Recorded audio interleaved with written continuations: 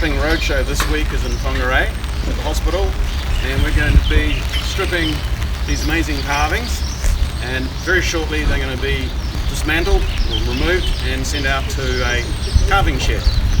Now, one of the benefits of our stripper is that it's basically pH neutral. It's going to do no damage to the timber at all. Oh, look at that. Yeah, that's cool.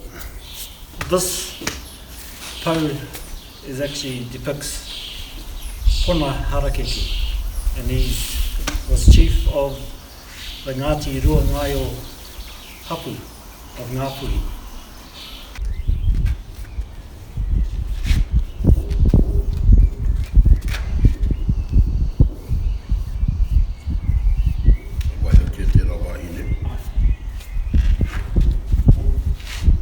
Nice and easy.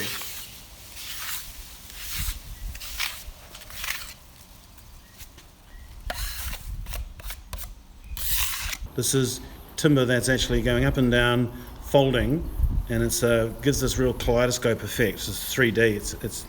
It's what woodturners hunt for if a carver can't get to it first. This has really come alive.